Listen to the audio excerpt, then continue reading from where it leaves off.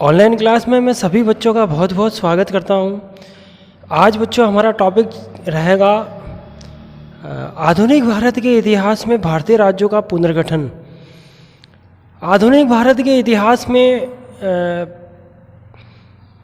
भारतीय राज्यों के पुनर्गठन का एक आयोग स्थापित किया जाता है।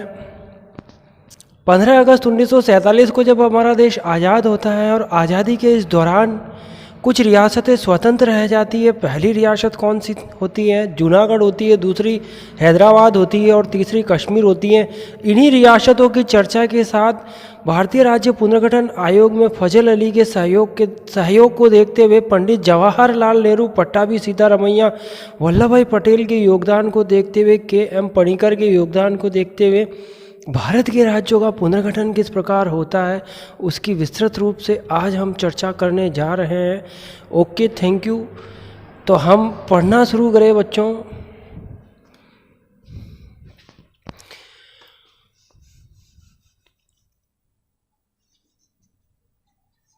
भारतीय राज्यों का पुनर्गठन किस तरह से होता है? भारतीय राज्यों के पुनर्गठन में अगर देखा जाए तो सबसे पहले नंबर पर हम बात करते हैं जूनागढ़ रियासत की। जूनागढ़ रियासत का क्या योगदान रहेगा?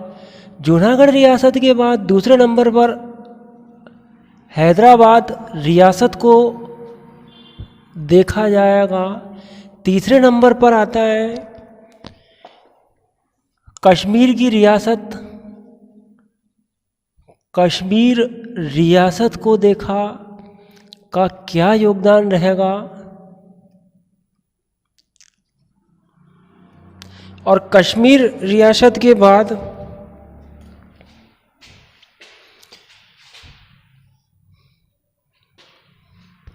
भारत को 4 श्रेणियों में विभाजित किया गया था।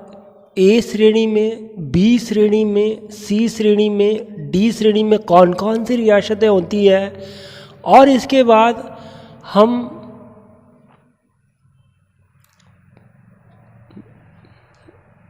इलाहाबाद के उच्च न्यायालय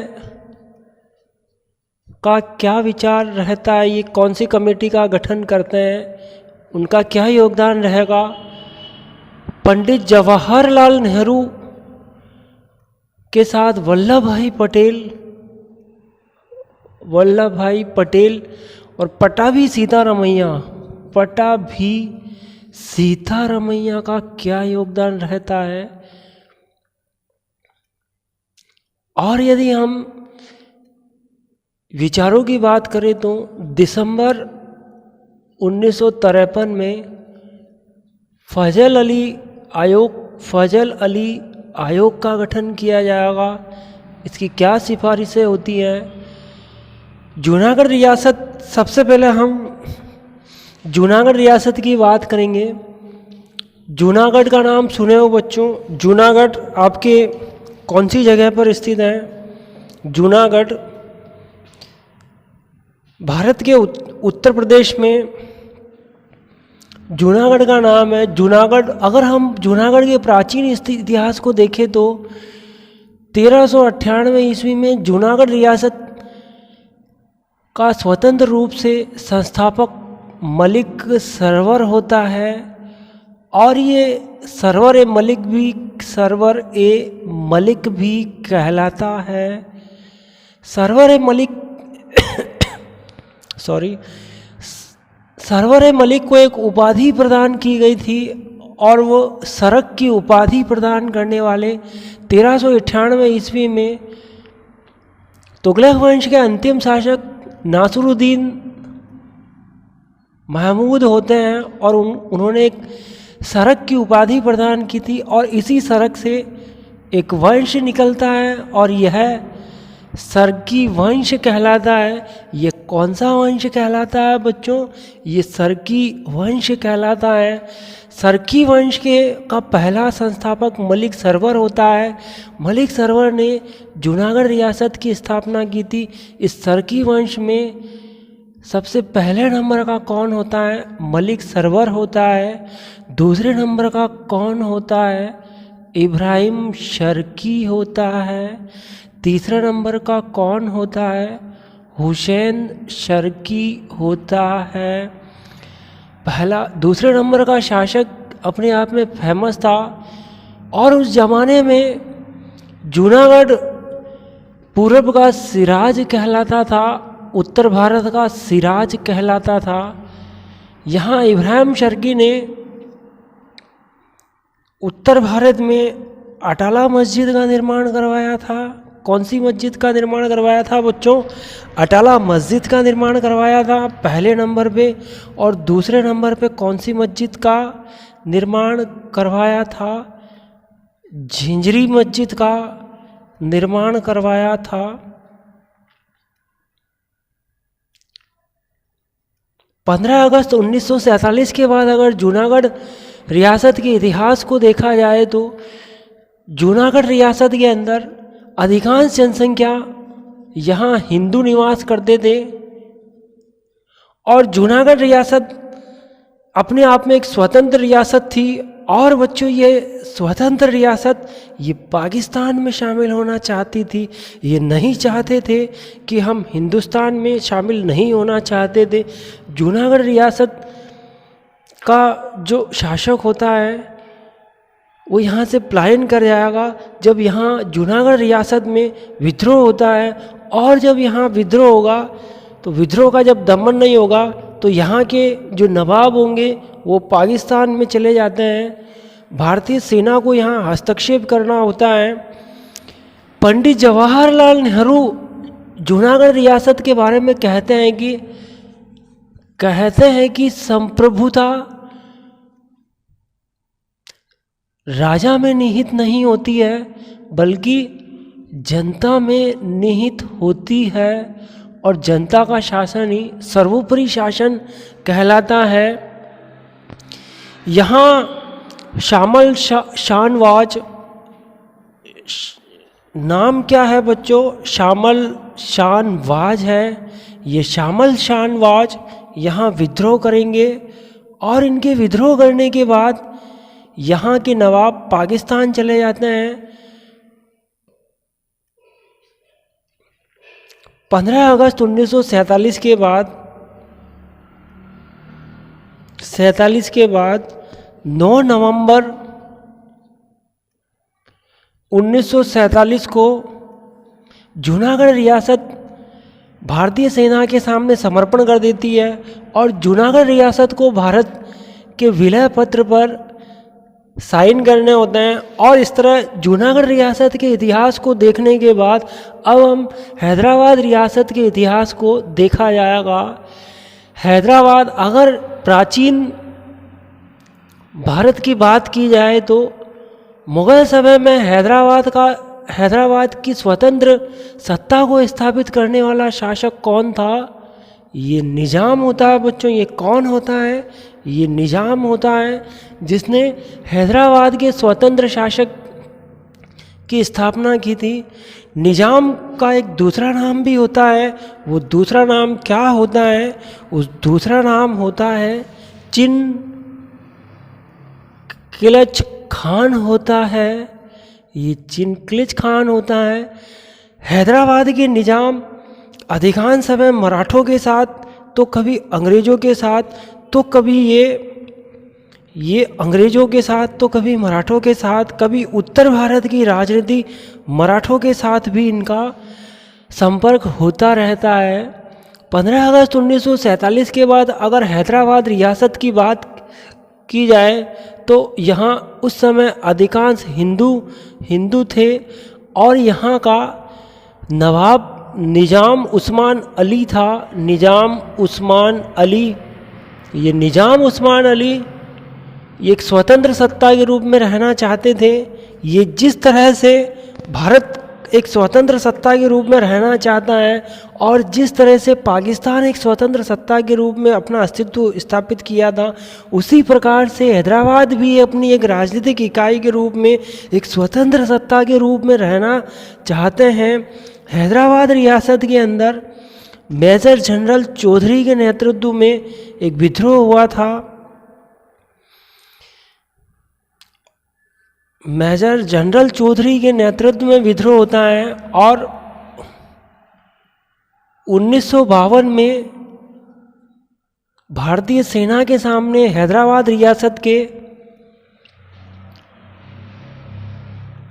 सरकार ने आत्मसमर्पण कर दिया था। यहाँ के नवाब निज़ाम उस्मान अली हैदराबाद को छोड़कर कहाँ चले गए थे बच्चों?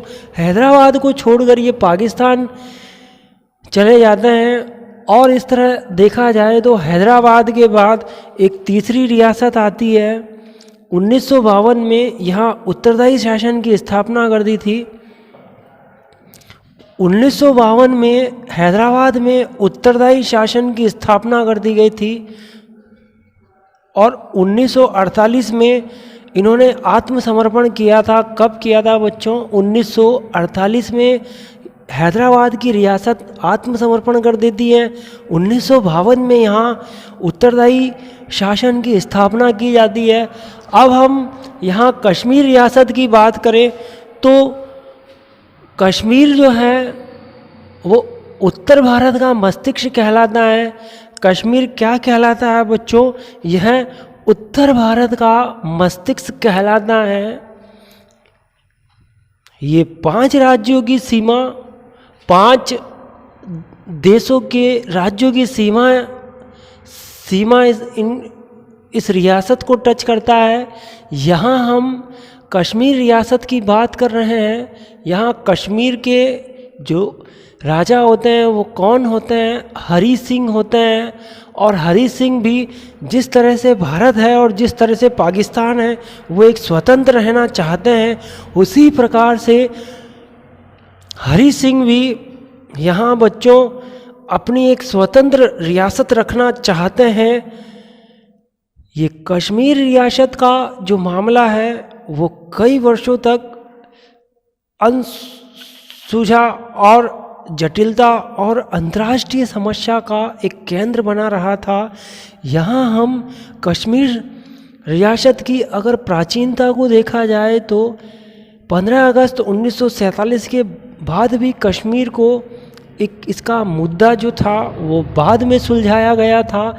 यहाँ कश्मीर के हरी सिंह जो अन्य रियासतों की तरह, जैसे जूनागढ़ रियासत है, जैसे हैदराबाद रियासत है, उसी प्रकार हरी सिंह भी एक अपनी स्वतंत्र राजनीतिक इकाई बनाए रखना चाहते थे। अब हम यहाँ देखें तो कश्मीर में पाकिस्तान इस कश्मीर को अपने क्षेत्र में शामिल करना चाहता था और पाकिस्तान यहाँ निरंतर कुछ गतिविधियों के आधार पर कुछ गतिविधियाँ कर रहा था जिससे कि कश्मीर का क्षेत्र पाकिस्तान में शामिल हो जाए। पाकिस्तान अपने यहाँ से कभी कबीलाइयों को भेज रहा था। वो किसको भेज रहा था बच्चों? वो कबीलाइयों को भेज रहा था और ये कबीलाई यहाँ आके कश्मीर में ये शांति भंग करते थे, ये यहाँ विद्रोह करते थे, यहाँ के लोगों को परेशान करते थे। हरी सिंह के जब यह कबीलाई बस में नहीं रहे और जब ये कबीलाई हरी सिंह के बस में नहीं रहते हैं तब भारतीय सेना का यहाँ पर क्या होगा? हस्तक्षेप होता है। भारतीय सेना यहाँ हस्तक्षेप करती है, कबीलाइयों को यहाँ से भगाया जाता है। हरी सिंह अब भारत के विलय पत्र पे सिग्नेचर करने के लिए तैयार हो जाते हैं और इस तरह कश्मीर की रियासत का जो मामला होता है वो कई वर्षों तक उलझा ही रहता है। यहाँ इस विलय पत्र पर शेख अब्दुल्ला ने समर्थन किया था। शेख अब्दुल्ला ने समर्थन किया था। यहाँ बच्चों जूनागढ़ रियासत को देखने के बाद हमने हैदराबाद की रियासत को देखा था। हैदराबाद की रियासत को देखने के बाद हमने कश्मीर की रियासत को देखा था। अब हम यहाँ कश्मीर की रियासत को देखने के बाद भारत के जो राज्य है उसका पुनर्गठन किस तरह किया गया था वो पुनर्गठन देखेंगे। पुनर्गठन के लिए बच्चों हमने अभी आपको बताया है कि भारत के राज्य को कितनी श्रेणियों में विभाजित किया गया।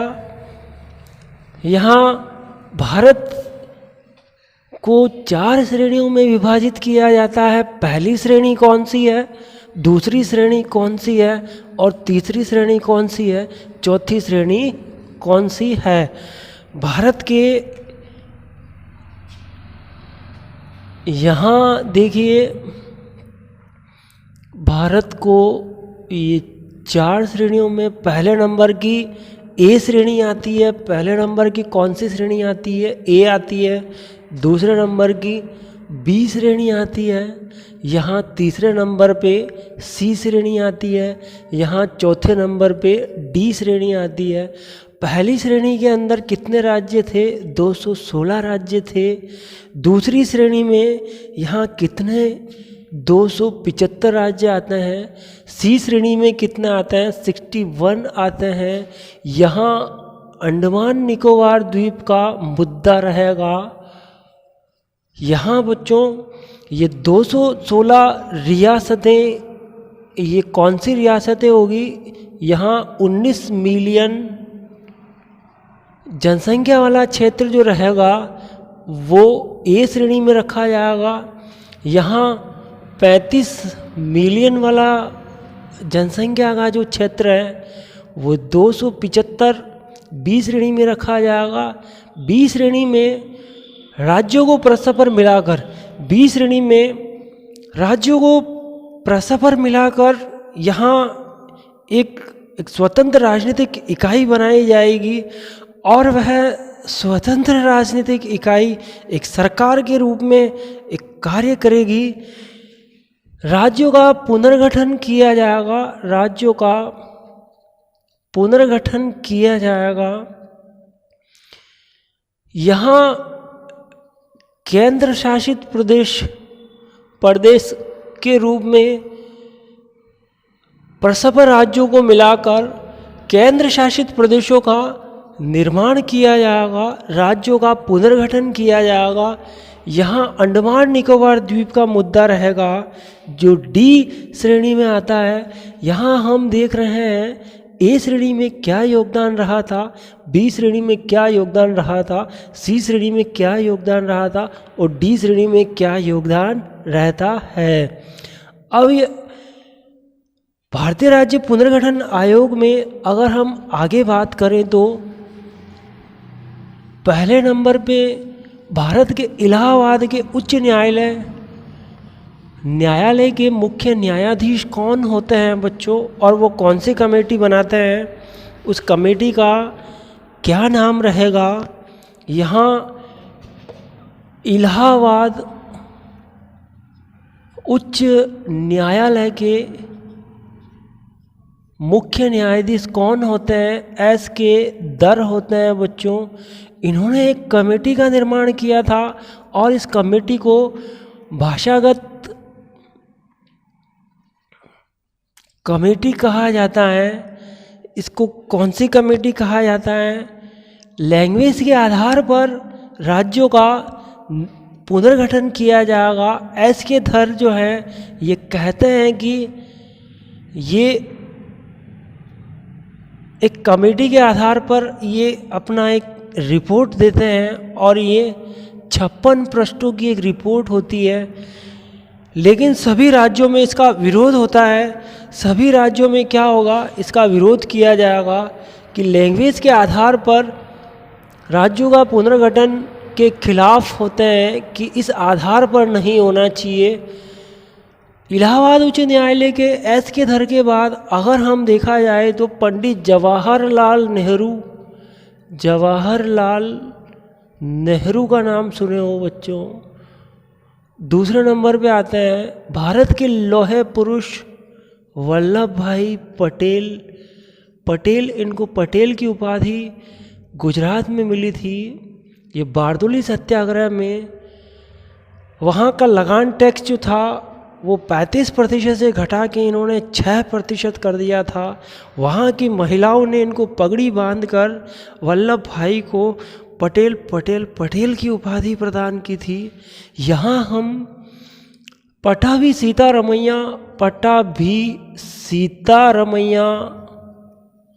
ये तीनों ने मिलकर यहाँ भारत के राज्यों के पुनर्गठन के लिए भाषागत कमेटी का निर्माण किया था कि लैंग्वेज के आधार पर राज्यों का पुनर्गठन किया जाएगा। लेकिन यहाँ इनका भी क्या होगा, बहुत विरोध किया जाता है। अगर हम पंडित जवाहरलाल नेहरू, वल्लभ भाई पटेल और पट्टाभी सीतारमैया के विचार से थोड़ा आगे बढ़कर देखें तो यहाँ हम आगे बढ़कर देखें तो आंध्र प्रदेश में 1953 की घटना है बच्चों, जब यहाँ राज्यों का विरोध होता है। आंध्र प्रदेश में लैंग्वेज के आधार पर जब राज्यों का पुनर्गठन किया जाए तो जवाहरलाल नेहरू ने मना कर दिया था कि लैंग्वेज के आधार पर राज्यों का पुनर्गठन नहीं होगा। और जवाहरलाल नेहरू के मना करने पर पोटिश्री रामलू 56 दिन के अनशन पर बैठ गए थे। इन्होंने 56 दिन तक न अन्न जल कुछ भी ग्रहण नहीं किया, और कुछ भी ग्रहण नहीं करने से इनके प्राण जो थे वो इन्होंने अपने आप को बलिदान कर दिया, प्राण त्याग दिए थे। ये प्राण त्याग आंध्र प्रदेश के लिए अपना प्राण त्याग देने वाले, 56 दिन का अनशन करने वाले वो कौन है? वो पोटिश्री रामलू होते हैं। और श्री रामलू के प्राण त्याग देने के बाद यहाँ की जनता ने ज़बरदस्त विरोध किया था, और 1953 में ही सरकार को लैंग्वेज के आधार पर आंध्र प्रदेश का एक राज्य के रूप में गठन किया गया। आंध्र प्रदेश के एक राज्य के रूप में इसका गठन किया गया था। लैंग्वेज के आधार पर सबसे पहले आंध्र प्रदेश राज्य का पुनर्गठन किया जाता है। और इसी के साथ यहाँ बच्चों दिसंबर 1953 में फजल अली के सपोर्ट से भारतीय राज्य पुनर्गठन आयोग बनाने पर बातचीत की गई थी। भारत में एक भारतीय राज्य पुनर्गठन आयोग होना चाहिए।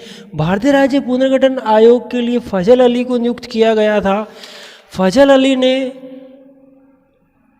जो बात रखी थी, एक लैंग्वेज होना चाहिए, एक राज्य होना चाहिए, एकमात्र प्रदेश होना चाहिए का नारा रखा था। दिसंबर 1953 में क्या नारा रखा गया था कि एक राज्य होगा, एक भाषा होगी, और मात्र प्रदेश राज्य जो होंगे वो मात्र प्रदेश कहलाएंगे। ये नारा जो था, इस नारे का सब जगह विरोध किया गया था, विरोध हुआ था। फजल अली के साथ दो लोग मिलकर, के.एम. पणिकर पहला नंबर का था। पहले नंबर के कौन थे? के.एम. पणिकर थे। और दूसरे नंबर के कौन थे? नाम सुना होगा बच्चों, हृदयनाथ कुंजरू का नाम सुने होंगे। ये दूसरे नंबर के थे। पहले नंबर के के.एम. पणिकर थे और दूसरे नंबर के हृदयनाथ कुंजरू थे। ये फजल अली को जब भारतीय राज्य पुनर्गठन आयोग की रिपोर्ट के लिए यहाँ नियुक्त किया गया था, तो ये इनके साथ मिलकर, ये के.एम. पणिकर हृदयनाथ कुंजरू के साथ मिलकर एक रिपोर्ट बना रहे थे कि भारतीय राज्य पुनर्गठन आयोग बनाया जाएगा, और उस आयोग के आधार पर भारत के राज्यों का पुनर्गठन किया जाएगा। भारत के राज्यों के पुनर्गठन आयोग में जो ए श्रेणी है और बी श्रेणी है, उनके भेद को समाप्त किया जाएगा। राज्यों को वैधानिक स्वतंत्रता प्रदान की जाएगी। ये दूसरा उद्देश्य था। और तीसरा उद्देश्य क्या होता है? तीसरा उद्देश्य यहाँ राज प्रमुख के पद को समाप्त करके राज्य प्रमुख के पद को समाप्त करके राज्यपाल की नियुक्ति की जाएगी। फजल अली के भारतीय राज्य पुनर्गठन आयोग का क्या लक्ष्य रहता है, वो क्या सुझाव देता है? वो पहला सुझाव देता है जो 4 श्रेणी के राज्य मैंने आपको बताए थे उनमें ए बी के भेदभाव को समाप्त किया जाएगा, राज्यपाल की नियुक्ति की जाएगी। यहाँ बम्बई और पंजाब को द्विभाषी, पंजाब और मुंबई को द्विभाषी के रूप में इनका गठन किया जाएगा। पंजाब और मुंबई को द्विभाषी के रूप में गठन किया जाएगा। राज्यों में राज्य सेवा आयोग का गठन किया जाएगा और इसके अलावा अन्य सेवाएं जैसे अभियंता सेवा का गठन किया जाएगा और भारतीय वन सेवा आयोग का गठन किया जाएगा। इन सब सिफारिश देने के बाद, सभी सिफारिशों को देने के बाद यहाँ समस्त उत्तर भारत में 16 राज्यों का गठन किया गया था। समस्त उत्तर भारत में कितने राज्यों का गठन किया गया था? 16 राज्यों का गठन किया गया था। ये 16 राज्य कौन कौन से थे बच्चों? 16 राज्यों का गठन किया गया था। अगर हम भारत के एक प्रतीक के रूप में देखा जाए तो यहाँ देखा जाए तो यहाँ है बंगाल है बच्चों। ये कौन सी जगह है बंगाल? यहाँ ये बिहार है। यहाँ ये कौन सी जगह है? ये उड़ीसा आता है। यहाँ ये कौन सी जगह है? ये बंगाल है। ये कितने, यहाँ ये 3 राज्यों का गठन किया गया था। यहाँ ये कौन सी जगह है? ये कौन सी जगह है? ये केरल होता है। यहाँ ये कौन सी जगह है? ये कर्नाटक है। यहाँ ये कौन सी जगह है? ये हैदराबाद है। यहाँ कितने राज्य हुए? 3 राज्य होते हैं। यहाँ अगर देखा जाए तो बम्बई है। ये 4, 3 और 3 6 यहाँ हुए थे। अगर उत्तर भारत में देखा जाए तो उत्तर भारत के इधर एक आसाम है, इधर ये जम्मू है, इधर कश्मीर को अलग रियासत के रूप में देखा जाएगा, जम्मू को अलग रियासत के रूप में देखा जाएगा। यहाँ ये पंजाब है, यहाँ राजपूताना राजस्थान है, यहाँ आपके एमपी मध्य प्रांत है, यहाँ यूपी ये संयुक्त प्रांत है, यहाँ रहेगा बच्चों गुजरात की जगह विदर्भ रहेगा। तो इस तरह कितने राज्यों का, यहाँ 16 राज्यों का निर्माण किया गया था। 16 राज्यों का पुनर्गठन किया जाता है और यहाँ एक आंध्र प्रदेश रहेगा। आंध्र प्रदेश, ये 16 राज्यों का जो पुनर्गठन किया गया था वो राज्य पुनर्गठन आयोग के आधार पर किया जाता है। अक्टूबर 1955 में भारतीय राज्य पुनर्गठन आयोग फजल अली के आधार पर अक्टूबर 1955 में एक रिपोर्ट पेश की जाती है और इस रिपोर्ट को संसद में रखा जाएगा। कहाँ रखा जाता है? संसद में। संसद में विचार विमर्श करने के बाद संसद में अगस्त 1956 में इस पर विचार विमर्श होता है और अगस्त 1956 में भारतीय राज्य आयोग पुनर्गठन का एक अधिनियम बना दिया जाएगा। और इस अधिनियम के क्या धाराएं होती है, इस अधिनियम के आधार पर भारतीय राज्य पुनर्गठन आयोग की क्या क्या शर्तें होती है, उन सभी शर्तों को देखा जाएगा। हम यहाँ भारतीय राज्य पुनर्गठन आयोग वाला टॉपिक कर रहे हैं बच्चों। आज के लिए बस इतना ही बहुत काफ़ी है। हम नेक्स्ट वीडियो में हम आपके साथ मिलते हैं। सभी बच्चों को okay, thank you very much.